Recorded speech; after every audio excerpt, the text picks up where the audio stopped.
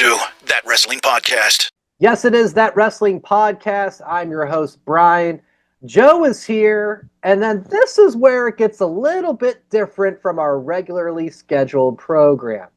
Jason, not here. Kevin, probably not here. So we're not going to completely rule it out, but using he's not here now. He's not here now. Could he pop in later? Oh, is he? He's questionable. I was going to say doubtful, right? That if you go with that's like 20%, and it usually means they're not going to be here. But we're not going to completely rule him out. So I called in some reinforcements. The host of the Honolulu Cheese podcast, Matt, a good friend of mine, a good friend of the program, since we just didn't want it to be the me and Joe show, just lonely, the two of us here. So Matt, welcome aboard, my friend.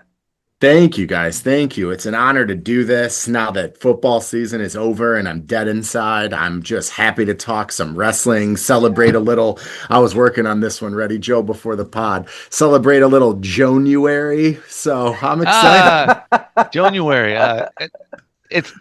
It's not bad. Of course, I'm going to love it. But it's not November. I mean, no.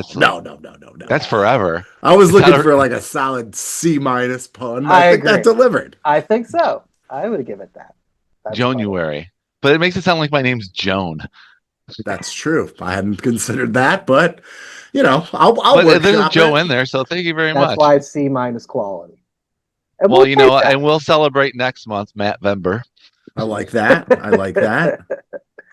I'm not even starting with me. Not even going to happen, guys. But yeah, I did want to welcome Matt in because that was a crusher, man, on Sunday. So I thought extending the invite to have you on here to help to cheer you up, man. Have you had the time to recover since that brutal Sunday night? Yeah, no, I'm doing okay. Obviously, being a Bears fan was disappointing, super fun ride, fun season. Yeah, it was a bummer. It hurts way more when your team loses when they're good than when I'm used to them losing when they're bad. So the invite definitely cheered me up. I'm excited to talk some wrestling. I only know two sports, football and wrestling. So we're now in wrestling season for me, boys. That's right. And it never ends. It never stops. God damn right. There's no off season. The only thing I got to say about that game for you, Matt, was one, I was rooting for the Rams. It's just because I just couldn't root for the Bears. No, that's certainly fair. I love Matt Stafford. I'm Joe. I don't care about that. I'm just it's been 5 years. Anyone who's still mad at Stafford, get over it. Right. It's the fact that throw from Caleb Williams on fourth down, when he ran backwards 30 yards and about another 75 yards with, 16 people were chasing him, and he just whipped it up there, and the backup tight end catches it. I thought that was it. I thought, there's no way they're losing. Certainly the Bears found a way. Certainly didn't feel like the magic was ready to run out. It didn't. I was like, it's over. They're going to win. Yeah, no, Caleb. The sad thing for me is, as crazy as that play was, probably what a top, 3 play in NFL postseason history. Chances are in a loss, probably over time, kind of fades from memory, unfortunately. Right. You got to get the W. I'm waiting too for the scandal to come out eventually of that Rams cornerback being on the take because he totally missed. He jumped forward and left. Who was it? Komet? He's just I'm gonna catch it. I think it was a great. I thought it was a great non-play by Komet to just because the corner was looking at him and Komet the ball's coming, your eyes get big, you start to move, and he was just oh yeah, I'm just here hanging. I got it. Yeah, and I had in my text with some of my friends, some of them were like, oh, that might have been pass interference offense in the regular season, but they're not going to call it. That was not pass it. Tell them to shut up. I watched replay. I'm like, I don't think that's pass interference. The guy just kind of physically jumps forward and the ball goes over his head. It was in real time. In real time, you're like, oh, he had to have pushed him. Right. But he just didn't. I don't know how it happened. I don't know how it worked. It was magical season, but. You know what it reminded me of? That reminded me of a play that, I'm sorry to say this, I know you may get upset about this. but that was an Aaron Rodgers throw. Oh yeah. I'm like, I know you don't want to compare your Bears to anyone on the Packers, but that was a lucky throw that Aaron Rodgers would have pulled off in like 2010 The amount against of my Lions. the amount of early career Rodgers that I see in Caleb. Rodgers was Caleb's favorite player growing up. It's staggering, and it's nice to like be on the other side of it. Yeah. So we dial in a little accuracy on some easy plays, and Bears 2026 hang the banner. No, I think you should still stick with the interceptions and going for it on fourth down when it's not needed. I will say, We probably will. that. Oh shoot! I just lost it here. But Speaking of Aaron Rodgers, I hate your team too. Yeah, well, we had a good run for a year, and didn't end up too good for me. But you'll be wearing a jersey after all, so I'll take it. Shoot, I'll have to come back to it in the middle of the program when it pops in my head. It was some more expert Bears analysis. But the listeners didn't come to hear our Bears analysis. Yeah, wait, Brian, what show are we on right now? Yes, it's that NFC Wars podcast. Wait, that's already taken. No, what I was going to say, that play from Caleb was probably the ultimate of the no, yes! Like, yeah. Because as he's running backwards, you're like, oh, God. Every week, he had one of those the week before against the Packers on 4th and 8. You're like, the no, oh, my God. Yeah, insane. Well, welcome aboard, and yes, guys, we should get down to business. Let's talk pro wrestling. Let's quickly touch on, last week, Joe, I wasn't on. You guys spent a lot of time talking TNA, the big AMC debut, talking TNA Mount Rushmores and everything. It was a big night for the history of the company. And I got to watch it, and I didn't get to watch it quite in full. I'm watching on my phone, kind of in and out a little bit, but what I definitely saw the next day when I'm just checking my usual stuff online, a lot of people hated it and thought, oh my God, this is your debut? This was like your big showcase for maybe new audience, maybe people who've been burned by TNA in the past, and they saw this. And I want to get some of your feedback. I know, Joe, you didn't get to watch it, and Matt, you saw some clips. I'll tell you a little bit about my takeaways. First off, it was a 2-hour program, and it only had 3 matches. I think that's problematic. You want to mix in a lot of other things, but 3 matches. You're not a Perez Hilton guy, Brian? Not as much. Hello 2005 called and said, bring my celebrity back to me. So yeah, that was a little problematic. The matches that were on were good, but we probably need at least 1 or 2 more in that. Another one was they did the classic, especially since WWE Raw got on Netflix. We've got celebrities in the crowd.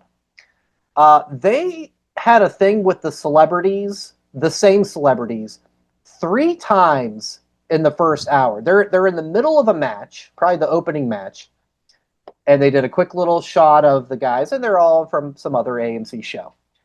And poor Tom Hannafin had to read like the note card of, that's Steve Bronski and they're from this show. And it like kept going. We watched like 30 seconds of action while this was going on. Then they show Brian, the worst part about that, and sorry to cut you off. You're fine. The celebrities who they obviously strategically put somewhere, the whole production was just, I don't know what they were thinking. There was no one behind them. They were when they showed them, it looked like an empty stadium. I was like, there's people at this show. How is this section the one with no one? Yeah. Like, what are you guys doing?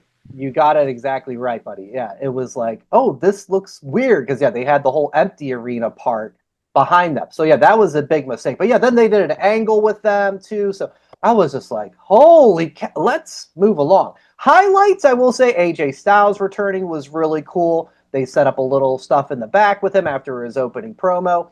I liked how, and Raw did this when they went to Netflix. They know they're getting a new audience watching, so they kind of have to go back and like say things to like educate the audience. The example, people in a little. Yeah, the Raw and Netflix one I'll never forget when I like picked up on this was Cole saying, "That's Dominic Mysterio. His dad is Rey Mysterio, and he turned his back on his dad." And I'm like, I've been watching wrestling for 2 years. We all know this. And it's like, oh, maybe there's people who haven't watched it. So they ran a lot of video packages like showing the X Division and showing this and that. So it was a good kind of cut up the speed to get that new audience engaged. So I don't think I disliked it as much as other people did, and it ended up with a title change of Mike Santana beating Frankie Kazarian. So maybe some positive stuff coming out of that. I know they had some visa issues; they had to rewrite the show too. But yeah, wasn't a blockbuster by any stretch. Was there anything else, Matt, that you took away? You talked about AJ. Super awesome that he was there and came back. The opening scene, they like blew the pop completely. They flash I Am Phenomenal on the screen 7 seconds before they hit his music. So as the crowd's like, okay. Yep. oh, is he here? Do we pop? Do we do? And then finally, like they just ruined that. Yeah. And what was the other thing I thought of? Shots of empty sections, Perez Yeah. Hilton. I don't know. But yeah, I thought just not having Leon Slater. I know he ended up being on SmackDown, so like Yeah. maybe him being on SmackDown abroad is better for TNA than him being on TNA, but From what I read, I agree. That's not. Yeah, I would say that's not incorrect. From what I read, was he was one of those guys because he's British. He had the visa issue. He couldn't fly back to America, and WWE said, "Well, we're here. Come on." Now, who knows if that's true or not? But that was the story that I had read. For sure. Yeah. But yeah, I mean, I'm happy for TNA. Like I wish them all the success. Yeah. Competition is good in wrestling. Probably a little premature for the people who are crowning TNA the number 2 wrestling company. We're probably not there yet. They could get there. Got to iron some stuff out. I'm sure it'll smooth out in the weeks to come. And hopefully they take off and the partnership is fruitful for both sides. Yeah, Joe. Again, I know you didn't get to watch it, but any takeaways that you got to just absorb from anything maybe you saw online or read? Well, I think everyone should take back the why did they have Santana lose so quickly? Because of this reason. Yeah. It had to have the moment on their first show on the bigger network, which apparently I found out that night I don't get. So that made me very upset. I'm like, wait a minute, it's the first one, but that's A&E. I'm like, that's different. So I felt old and stupid at that point.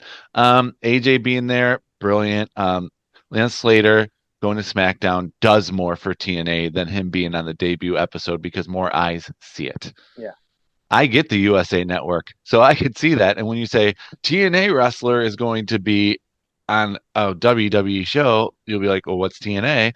And then it's like, "Oh, it's turned into AMC Thursday nights," and that's just advertising. See, if I was TNA, I'd be like, "All right, you can use Leon, but like maybe." And you got AJ during his entrance. Fair. Can we mention that TNA had their debut on AMC last night? Yeah. Drum up a little interest. I don't know. Did they? I don't have like an that issue close. with it, but yeah, I don't know if they did that. I think he might have came out with the X Division belt. He did on SmackDown, yeah. So that's at least something. And it said TNA X Division champ, so it's like they gave the.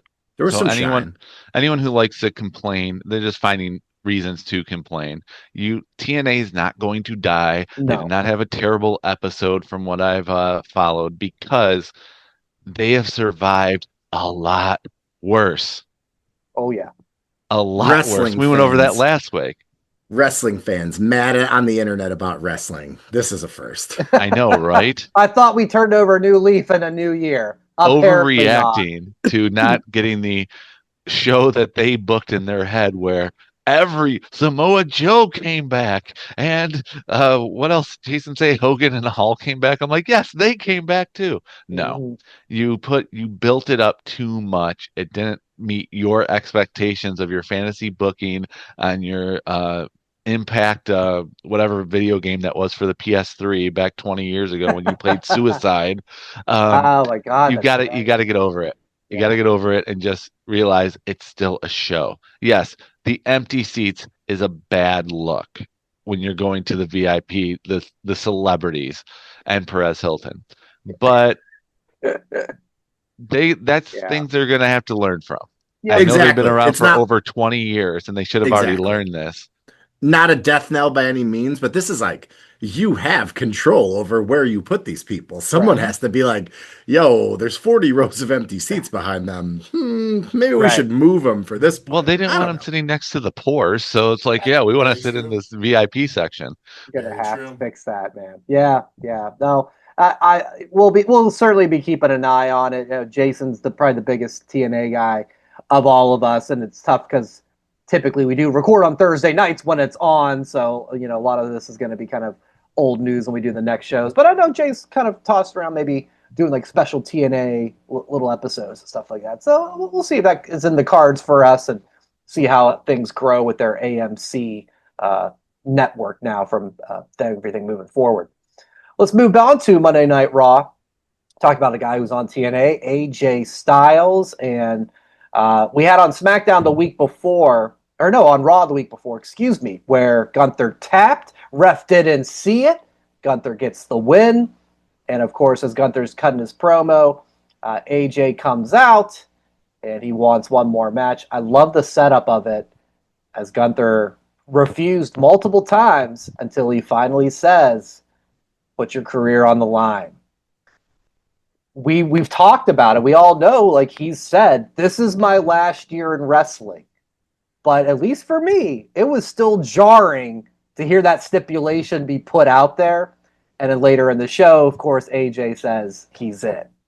Guys, what did you think of this setup, and any early thoughts on if you think this could be the actual last match for AJ Styles? It felt like it was a rehash of Undertaker versus Shawn WrestleMania 26. It was the same set. I don't need to fight you. I already beat you. I don't need to Yep. fight you. What do you have to prove it? Put your career on the line. If I can't beat you, I have no career. It was the same setup. Doesn't mean Yeah. it's bad. Oh, it's I great. mean, it's I loved it. how many times have they got to remake Batman? I mean, it doesn't mean it's bad. So it'll work. It makes sense. He said he announced that this would be his last year, and he made his debut 10 years ago in WWE at the Rumble. It makes Yeah. sense that it ends at the Rumble. Ooh. He doesn't need the long drawn out Cena retirement tour. You don't want the countdown on the No, but Jumbotron saying if you've gone 15 to the dates left? no, if you've gone to the Shop WWE, they already have like the anniversary collection of the AJ Styles collection, like they did the Cena one. So you know what? Thank you very much for a phenomenal Oh. run in WWE. Put him in the Hall of Fame this year. Mm. Okay. Okay. So I you're haven't thinking we're on the cusp of it, Matt. I think it's done. How do you like the setup, and any early thoughts on if that's going to be it next Saturday? Yeah, I feel like they telegraphed it. Like when Gunther was walking away, I was like, oh, they're going to go career here. This is going to be interesting. So I did feel like I could feel that it was coming. It's weird, right? Because I don't think AJ only wants to wrestle one match in 2026, but he's like, could be at peace with it and could be done. So while I feel like that's possible, it's a weird spot. Are there shenanigans? Is there something? The other thing maybe that makes sense is it's tough having Gunther lose to AJ after retiring Cena, but like maybe you have AJ beat him and then you have Gunther win the Rumble and people don't really like remember it as much. Yeah. So I Fair. had that thought. I'll be honest, I'm such a waffler on this. If I Yeah. had to put money right now, I don't think that the Rumble will be AJ's last match, but I also wouldn't be like stunned if he was like, "Listen, I just want to retire." And they're like, "Well, you got to like do a last match." And he was like, "Okay, I'll do it at the Rumble." Like, I'm good. Like, I'm Yeah. done. Yeah, So, I totally get it. I'm with you, Matt. Joe, I totally, completely see what you mean about the symmetry of I 10 hadn't years thought ago about at the that. Rumble. That's a Yeah, great point. it's like bookend, boom. Mhm. I just the part that makes me pull away from that is the fact that this came together on Monday and it's next Saturday. It just seems like it was so I know. abrupt, No because build. I'm not The thinking. Rumble in general, there's been like no build.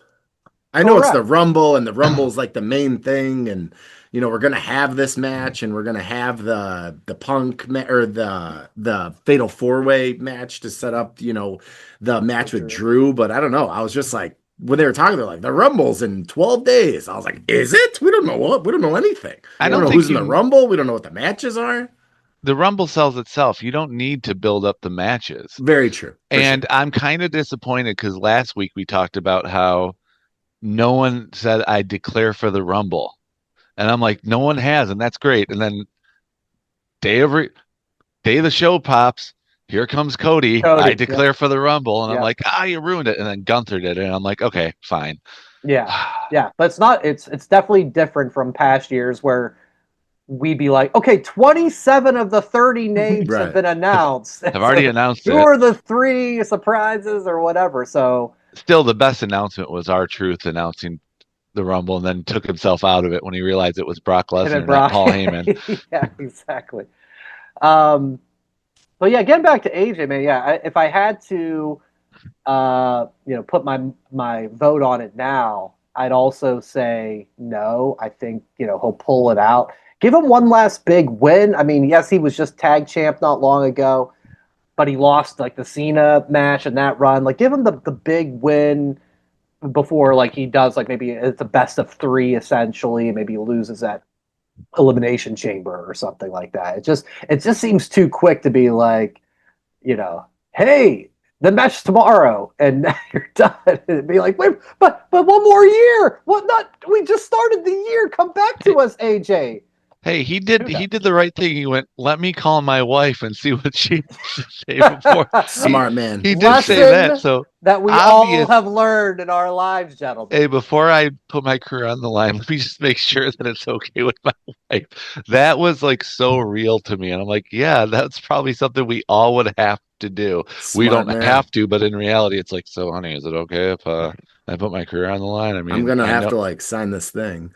I do love the idea of Gunther's gimmick being like the guy who retires people. Yeah. So I'm split between that, and I also just, if you put your career on the line and you win, like, how do we get back to Gunther retires AJ? Like, I just see no way to do it. So if you're gonna stick with that, I think you got to just do it. Yeah, and doing it at Elimination Chamber is a bad idea. AJ deserves one of the big 4 to have his last match at, not Elimination Chamber. It's hard not to see his last match being at Mania. Well, sure. I mean, Cena's last match was Saturday Night's Main Event, so I mean that's out the window.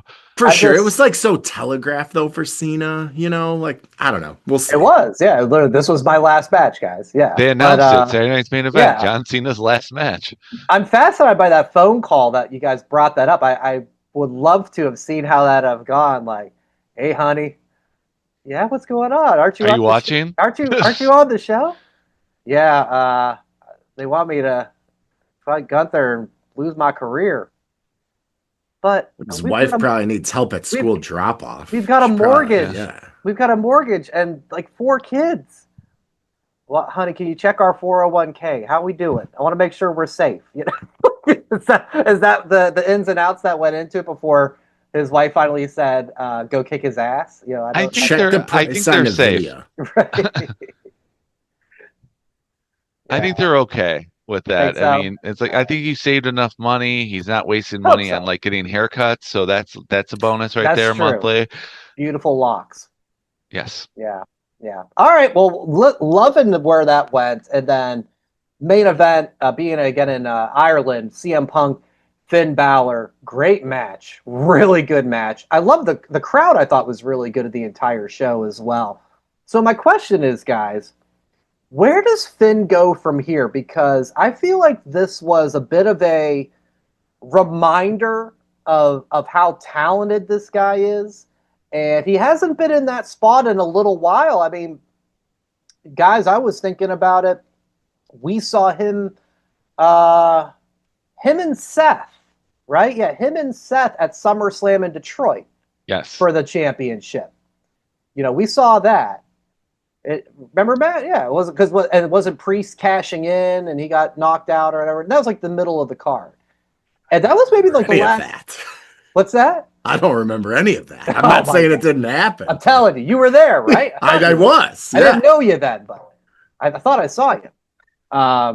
You were the guy saying yeah for LA Knight. It's crazy. Yeah. You were that Yeah. one. You were the dude going bear down, and they're like, "Get out!" Trying to throw me out of Ford's Field, for Christ's sake. They did. But yeah, so I'm saying it's been a couple years, and it was kind of for me a reminder of, boy, this guy's really good. And where do you see it going, or where would you like it to go with him? Because obviously he's been in this Judgment Day stuff for I don't even know how long. There's always this underlying tension with Dom, and now Liv's I think back. it's been 2 years Of what? of with the Judgment Day. No, 200 years. You No, forgot but the I think O. no, I think he's been with them for 2 years, and it's just been what I really missed. I didn't realize how much I missed it was Finn's non-Judgment Day entrance. The whole Oh, theme so good. music was He missed fantastic. it so much. He I was screwed it like, up. Yeah, I was he like did. He was like, "Oh, I goosebumps right forgot to there. do the Yeah, he forgot to do it at woo first. thing." Yeah, But then he got into it, and the crowd didn't miss a beat. no. No. I know Crowd it's in was great. Ireland, so of course they're gonna do it, but it's like the yeet is starting to get a little bit weak. That could be your crowd like one more time. Mhm. But it was good to see a motivated Finn Balor, and we knew he wasn't gonna win, but there was always that maybe, and I'll stop you a right great there. match. Yeah, You thought he was gonna win. Well, I didn't think he was going to win, but that speaks to Drew beating Cody on a SmackDown. That Mhm. again, I was also like, I don't Drew think he's going to had win. to win. Yeah, he No, did. he had He to did. win. There's But a difference. Finn didn't. that at least opened it up to me of like, okay, not every heavyweight championship has to change at WrestleMania or SummerSlam. Like we can have something on a Raw or SmackDown. So I was with you, but continue. I wanted to make sure there's just a sliver that went. Are they crazy enough to do this? And they I think weren't. Finn has to. I think Finn has to be solo now. I think that was like the litmus test of that match. He doesn't. He needs to step away from the Judgment Day. Let them do their thing. He's just sitting in the back playing video games with JD. Punk was right about that, and this is the Prince that we wanted to see. So step away from the Judgment Day. I don't even want him facing Dom. I just want it to be. Can't they just be amicable and be like, okay, we're done. Okay. I don't need your help. I'm doing this on my own. I'm more in the Dom camp. I think Finn versus Dom, like Finn, I feel like you could heat up at any time. He's so good. He looks just incredible.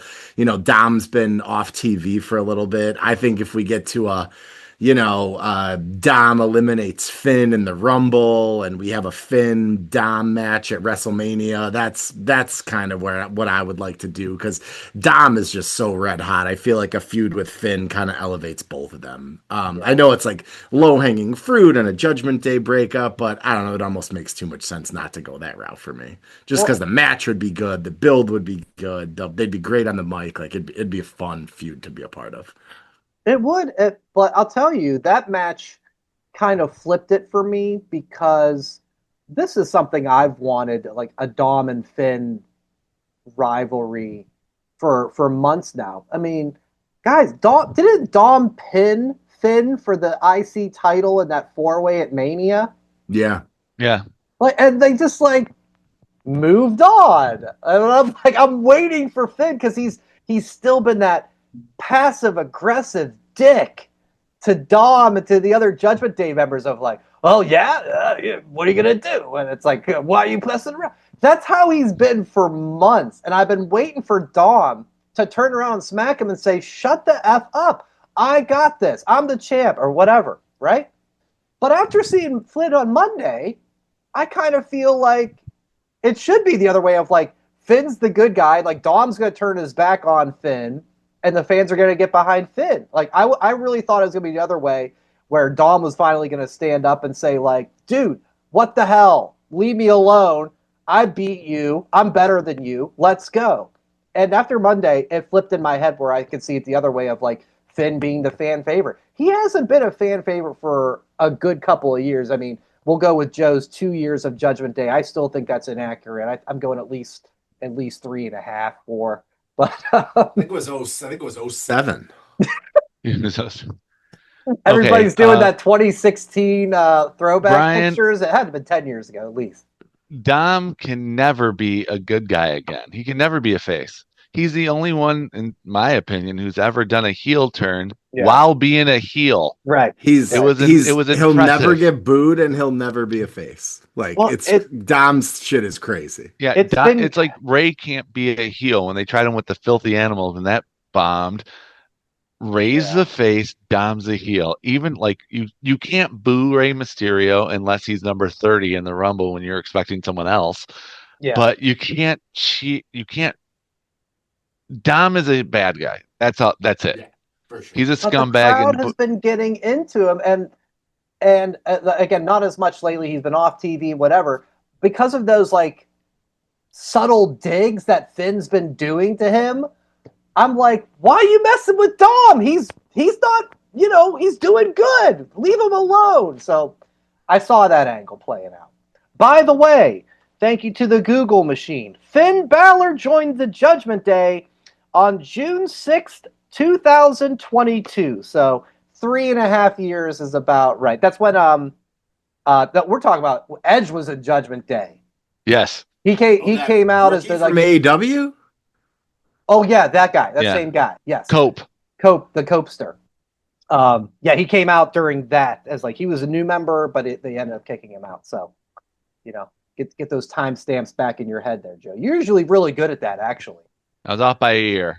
You're usually. I will say it was Backlash 09 where Foley got DQ'd or whatever. You're always like good at those things. So that's a rare miss on your part. I'm tired. The other thing we could get in a Finn Dom to Mania build would be a Finn JD match, which, Finn and JD have been boys forever. Yeah. You can always tell when guys are super close because they beat the shit out of each other. I would mark me down for a Finn JD match on the road to unless they're related.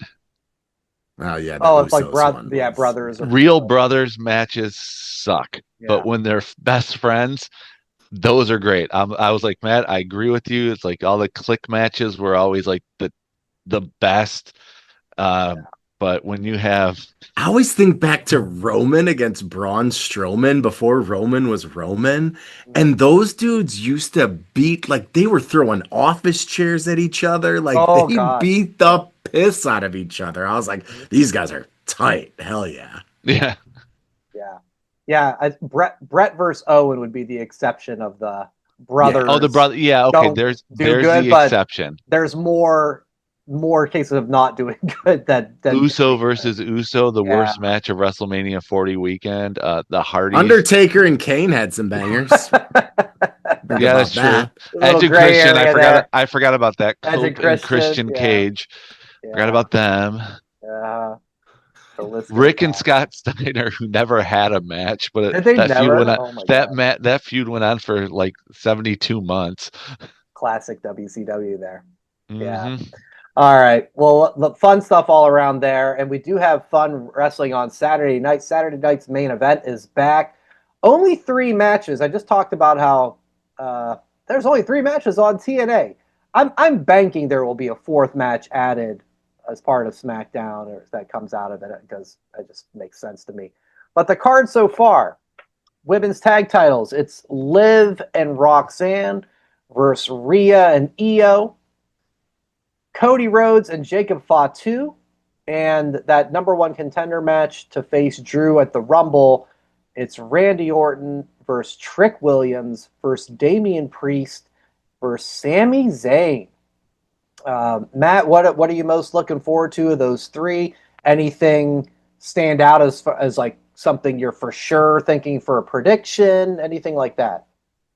Yeah, I mean, I think Cody versus Jacob Fatu. I love Cody. I love Jacob Fatu. Jacob Fatu is getting popular enough, and he cost Cody the title, that we probably see Cody continue to inch a little more toward heel Cody. Might be too much, but I really think in a match versus Jacob Fatu, the Samoan werewolf, you get some Cody. Cody's going to need to dig down, maybe do some underhanded stuff to win. So I think the evolution of the Cody character could be cool there. Yeah. And then, they're in Montreal. So Sammy, hard to see Sammy not winning. Yeah. That's that, I like Randy, I like Trick, I like Damian Priest, but like what really moves the needle for a title match at the Rumble, Sammy winning on Saturday and then facing Drew to me it feels like a no-brainer, but Yeah. I've been wrong before. I'm Not as with wrong you. as Joe about the Bears and Ben Johnson, but still been wrong. Give it time. All right, Give it let time. it play out, man. There's always next year. You gave up 9 points. Come on. You lost. Yeah. Sorry. Well, what's Give your it thoughts on time. this Give it card time. here, Joe? What's your Uh, thoughts here? Anything standing Well, out? speaking of Joe being wrong, I'm pretty sure Canadians don't fare well in Montreal, if I remember correctly. And Sammy did not have a great, like, he faced Roman in Montreal and lost. That's one of my favorite matches I ever. love that. The crowd was so electric. So Oh my electric, but God. like Sammy will get the pop no matter what. But I don't see him winning. I think it's going to be I think they're going to go with the standby of Randy versus Drew at the Royal Rumble. It's in Saudi, so see that. Sammy going to Saudi being the either one of those two will be your winner. But I'm feeling more towards Randy being the one who wins the Fatal 4-Way. Yeah. But Sammy does have the Saudi background too, so it's like either way, Right. it's not a bad pick. I just don't see it happening. I also disagree that Jacob cost Cody the title. No, Cody cost Cody the title because he was stupid to be going like, Jacob, what are you doing? Jacob attacked Drew. Cody should just let it happen and then walked out of the cage. So now Cody lost the title on his own. And I think Io and Rhea too early to lose a title, so they're keeping them through WrestleMania. Okay. So I'm not really that into this Saturday night's main event. Okay. Yeah, we got to have a fourth match. I don't know what's going to happen on The Vision? SmackDown. My thought was Wyatt 6 versus the MFTs. Okay. that's announced for SmackDown. I saw one thing that I saw. There's like a triple threat women's tag match on SmackDown. It's like Julia and Kiana versus Raquel and Lash versus Alexa and Charlotte. Maybe we somehow through the course of that match get to a Julia versus Charlotte, Julia versus Alexa for the U.S. Women's title. Maybe somehow Chelsea Green gets involved. I could see Julia wrestling Friday and then having a women's U.S. title match on Saturday.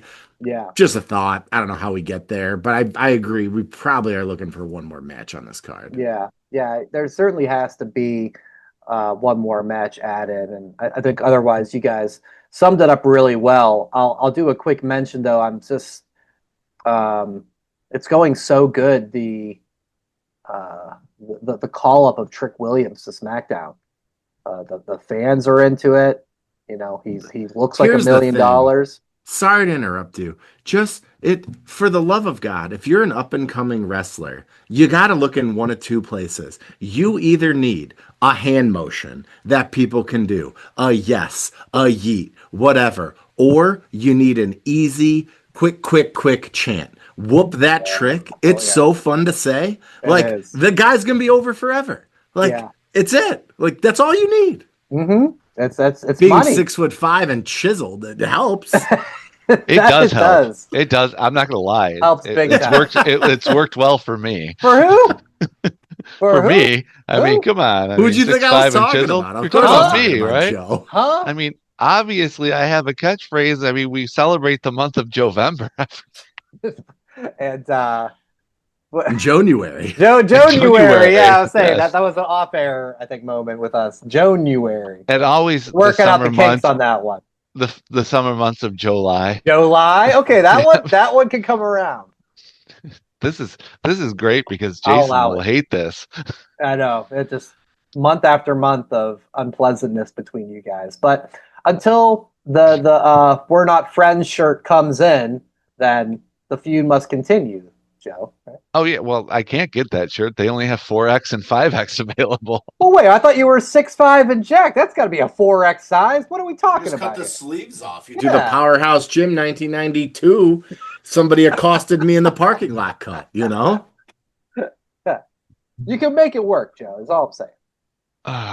No, I can't. Keep looking. Okay. Keep looking, right. Yes. Yeah, maybe they'll restock the 2Xs. That was going to actually be a complaint of mine. I'm glad we came back to this.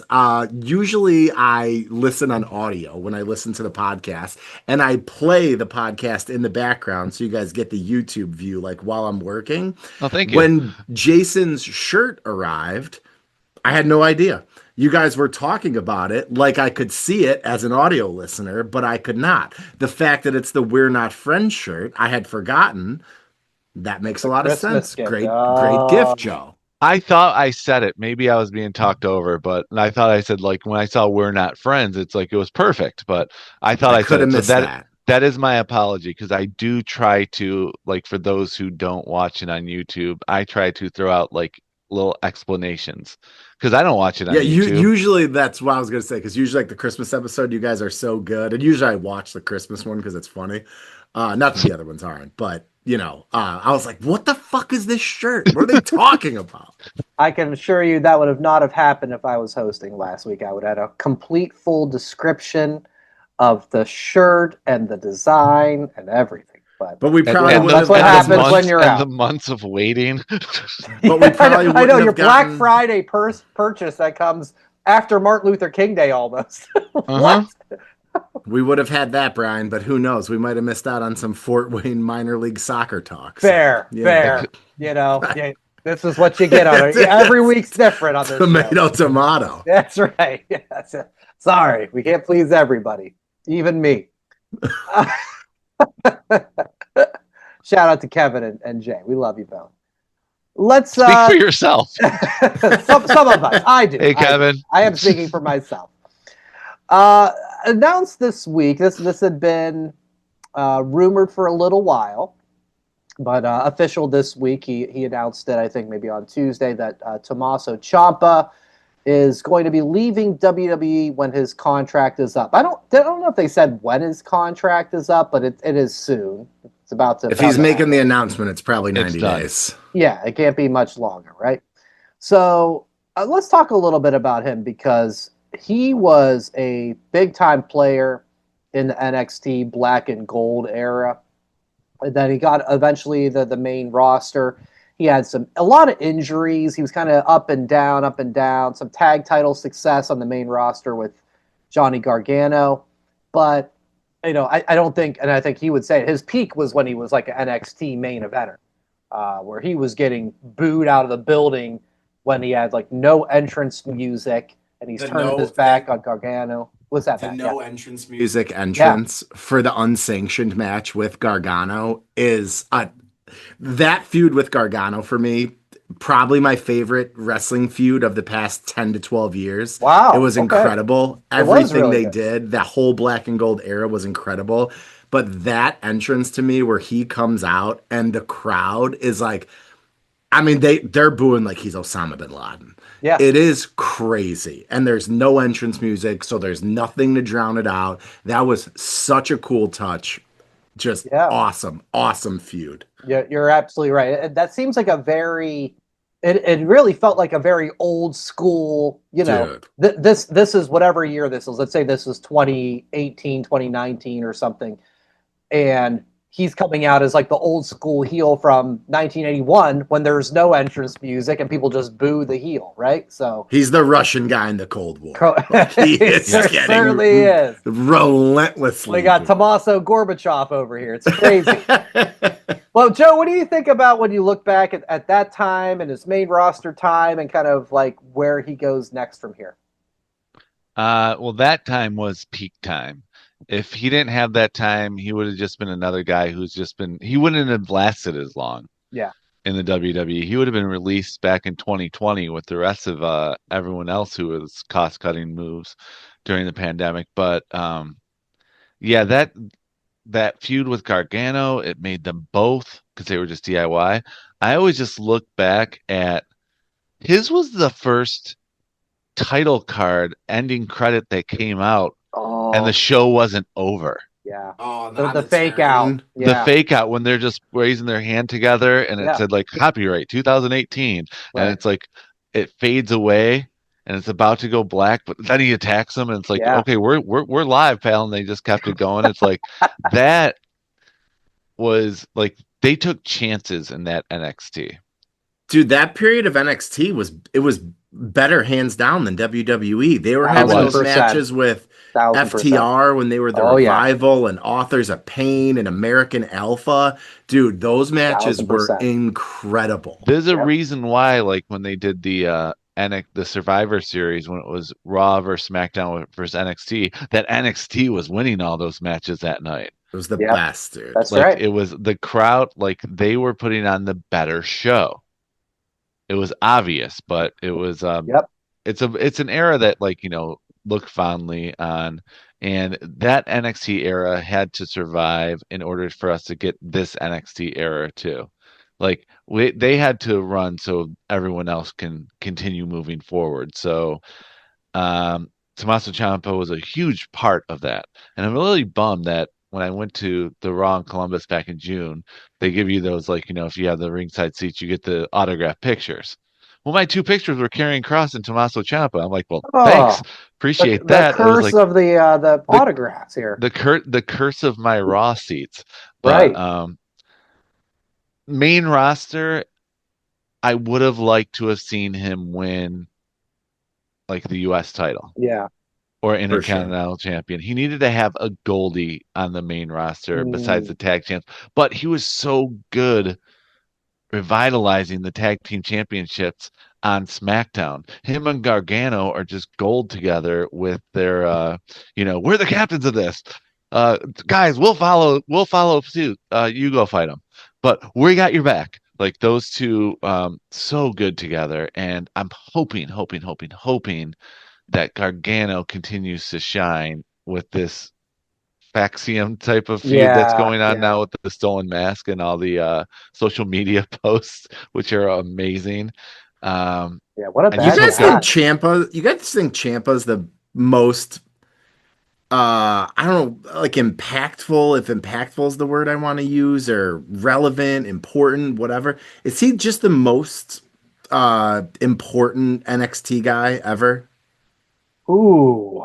I'd probably He's on the Mount Rushmore. I'd probably go Kevin Owens. I mean, yeah, he might be. I would go Finn Balor. Finn's probably on that Mount Rushmore. Yeah, I would go tough. Finn Balor, Sami Zayn. I mean, you're right. Ciampa definitely identifies with that. Bailey. Yeah, you have to put Bailey or Sasha on there. Yeah. But Kevin Owens to me is probably like the one of like, because I feel like he had the Kevin first Owens like main roster thing. He was only on it for so short. Oh, I know, but like. But him bringing the NXT title to Raw for the Cena Open Challenge was so big. Exactly. That's what I'm saying. That was like a very big, like, holy, they're behind this guy. This is great. So I don't know. That pops in my head, but he definitely gets. That's like a where I know where I was moment when Kevin Owens showed up on Raw. I was like, oh my god. True. Yeah. No, that's great stuff. An underrated or not, but I put this in our nominees for moment of the year when you talk about how good the tag team. When he did in that ladder match at SummerSlam, the sit up to avoid the spear. What? I have never seen anything like that. And only a guy with like 0.5% body fat like he does could probably pull that off. It was awesome. So I know the other thing to credit Ciampa for is he kind of started the guy came back from injury after he tore his ACL, and he was always like jacked. This is gonna be a Kevin statement, but he was always jacked. But he came back fucking massive, and like then Randy did that, then AJ did that. It was like, oh, dude, if you're hurt, you should just be popping roids and training. Like, yeah, buddy. Allegedly, of course. I mean, Triple H did it too when he came back in the denim vest. Yeah, he did. That was the originator. That was working out with weights. Oh my god! But yeah, I don't know. Do you guys like? Could you see him in AEW as a fit? Like, or is he just gonna maybe just rock the indies? Or maybe TNA, that's viable. Is there anything that catches your interest with any of that? Personally, I just think the Don Callis family needs more members. So there's not enough. Let's get him in the Don Callis family. Let's God, get that done and let's just move on. No, okay. I probably think he'll mess around on the indies for a while. He's a guy who would get a huge pop, GCW, big time. If he were to go, maybe end up working a couple AEW matches. But I mean, the guy can go in the ring. He did have the neck stuff, so who knows how much time he has left. But yeah, hopefully he's able to, make some money, go out on his terms, because he's definitely earned it. Absolutely. Joe, any final word on his future that you'd want to see? Yeah, I don't want I really do think it's going to be AEW bound. Okay. I really do. I think it's been a while. Let's be honest. It's been a while since someone left and went over there. It used to be like all the time. It's like, Andrade, I guess. kind of Andrade. In a wonky he did way. it twice, Joe. He did it twice. But yes, but no, I mean, but Matt, you were right. The Don Callis family needed another member, so they needed Andrade. Josh Alexander's hurt. Harper's favorite wrestler, the walking wiener. Get us Ciampa. I can't believe you're throw him in some headgear. I brought that up to somebody the other day. I don't want to see him in TNA because you might as well just look like they could be the Josh Alexander. They are, yeah, the Josh Alexander by Beats original here. This is great. Was there anything else, Joe? I'm sorry. No, I just said that. It's going to TNA is a lateral move because you're already still part of the umbrella. So I don't see that happening. There's no point. Yeah. It's AEW or like New Japan. That's about it. Yeah. Yeah, I don't have a great feeling for it, but I do hope he has like a good little indie run and kind of, goes from there and see what comes of it. One thing that none of us have watched is Netflix Unreal Season 2.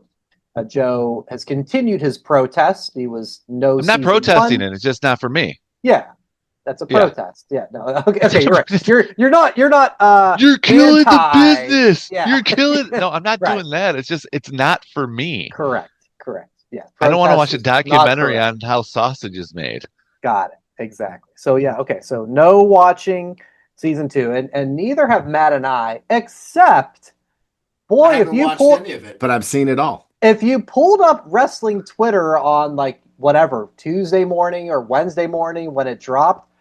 Matt and I, we said this off the air. We both had the same reaction.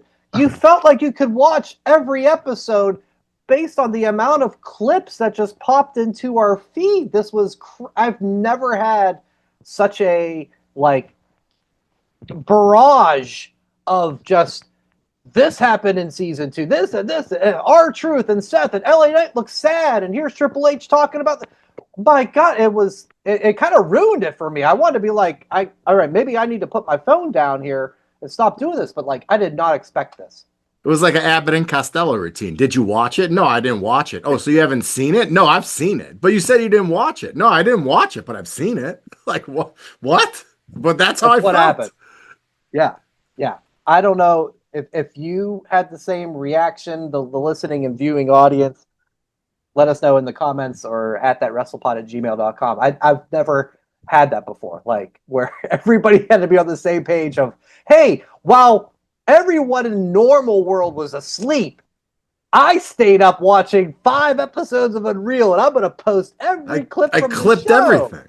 Oh, my God. Outrageous. So one of these days I'll sit down and watch, and it probably won't be half as cool because I've seen probably all of it anyway.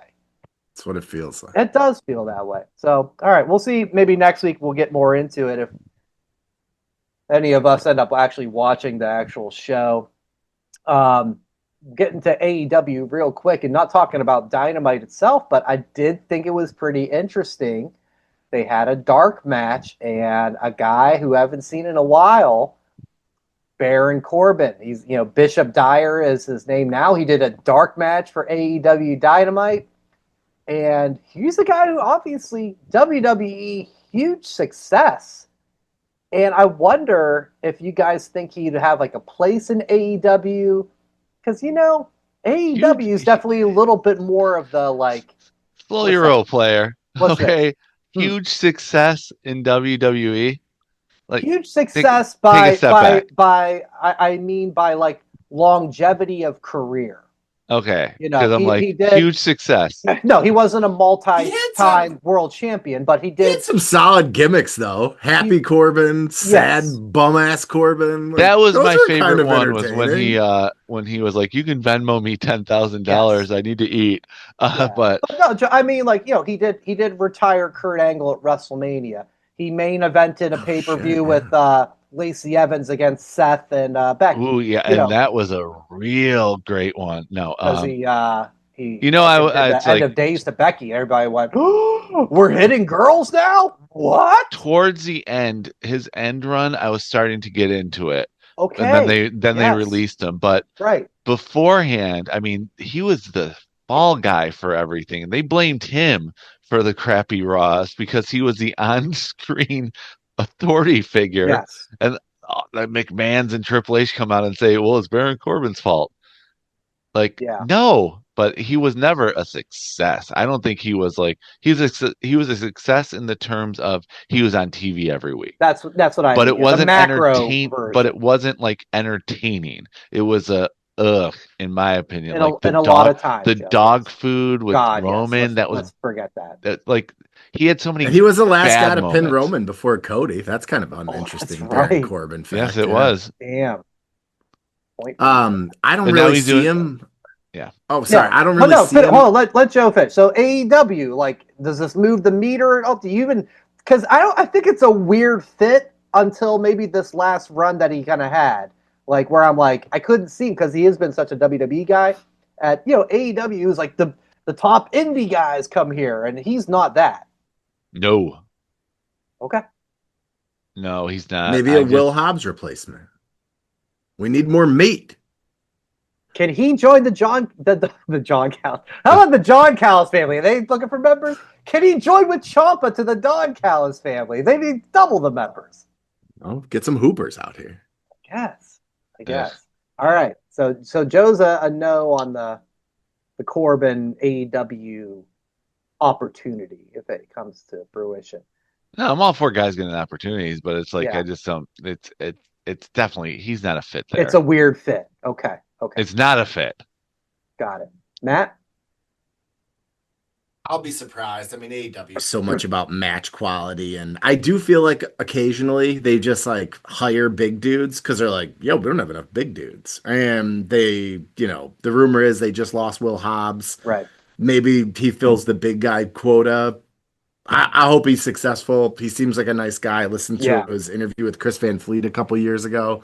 Seems like a super nice guy, safe worker, guy that everyone seems to say good things about. So yeah, hopefully if he wants to sign there, hopefully they sign him. I'd be in for it, but I don't necessarily see it as like that's a must.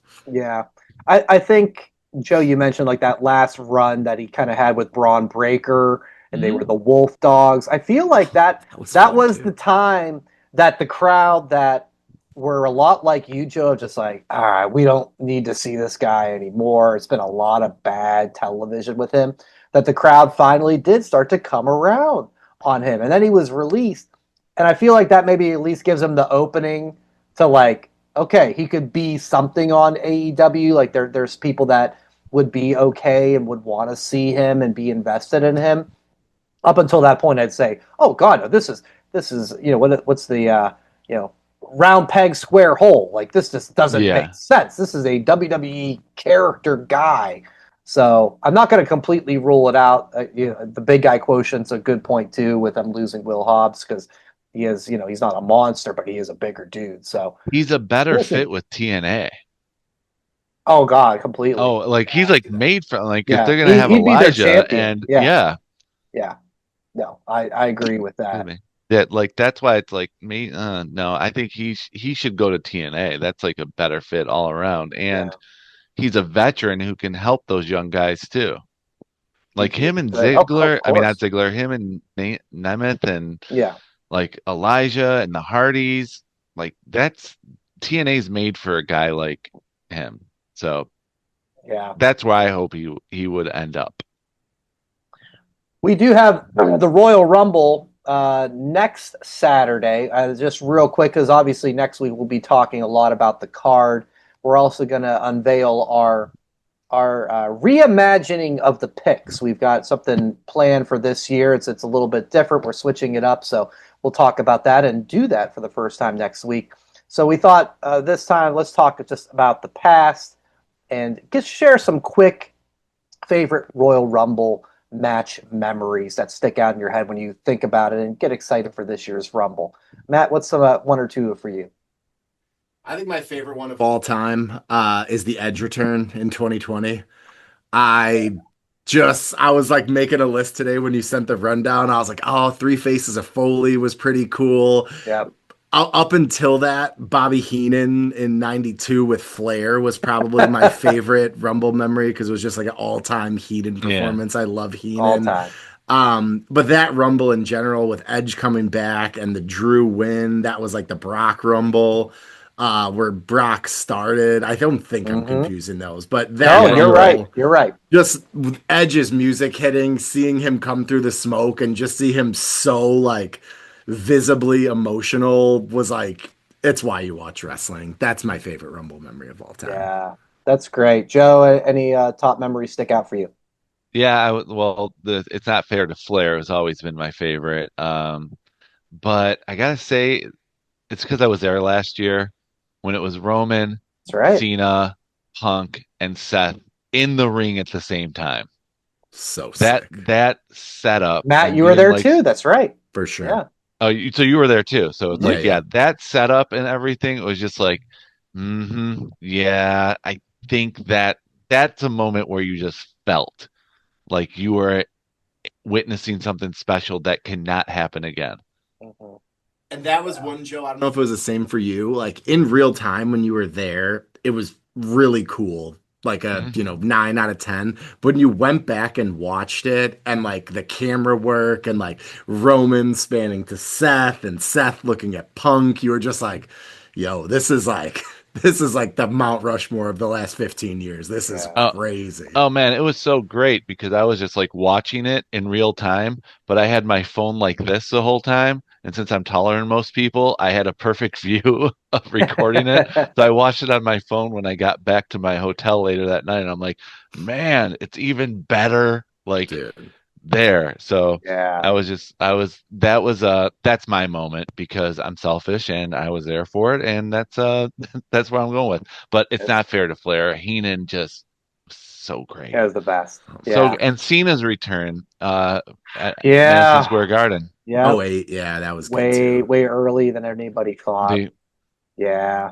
That was a little that was a bit in my wrestling like hiatus. Like I don't think I was watching that Rumble when Cena came back. So that one for me, like, while I appreciate it now, it would be disingenuous, you know. All of those memories and moments are great. I'll add to the consecutive when it first happened, the how is Kofi Kingston going to get eliminated but stay in the match moments of like, I'm on the guardrail, I'm on JBL's chair and I'm hopping, I'm doing a handstand. The New Day catches me from the outside when I got thrown out. Like those moments are so fun. So those do it for me. My moment from last year's Rumble was I was on the Jericho cruise. Kevin found out the spoilers. He was also on the cruise. And we're at our stop in whatever island we were at. And he goes to me, hey, you want to know who won the Rumble? I did see, like, I just popped my phone on and it showed who won. And this guy next to us, who I affectionately call New York Tony, he was this guy. He's like, you're never going to believe it, bro. You'll never believe who won the Rumble. It's the worst decision they ever made. It's going to ruin the company. I'm like, okay. And I listed 7 guys, so I finally got to Jey Uso. And he's like, oh, it's horrible. It's so bad. And I was like, oh, New York Tony's not happy about Yeet Mania. Not at Lucas Oil Field when he won. I mean, that place, exactly. They were happy. Exactly. Yeah. So affectionately, New York Tony was not a fan. So, all right, that'll do it for this week, guys. We are going to axe out spot of the week because we got just a few minutes left to record, but don't worry, we'll have spot of the week in future episodes for sure. I'll say, if you do want to see a spot of the week, Yeah. watch the Swerve versus Kevin Knight match from Dynamite. A lot of good stuff on that. Because that's the spot of the week. Got it. Okay. We'll put that down in the archive, buddy. Thank you. For Joe, for Matt, I'm Brian. Jason and Kevin should be back next week. You can always check us out at that WrestlePod for social media, whatamaneuver.net, and youtube.com. Well, whatamaneuver.net, by the way, is our merchandise. I didn't say that part. Merchandise is where you go for that. And youtube.com/that wrestling podcast. We will talk to you next week for the Royal Rumble preview and predictions, but it's a little bit modified this year, so you have to tune in and watch to find out. I'm Brian. We'll talk to you next week, and as always, enjoy wrestling. Thanks for listening. Follow That WrestlePod on Instagram, Twitter, Facebook, and YouTube. 1, 2, 3, that's it!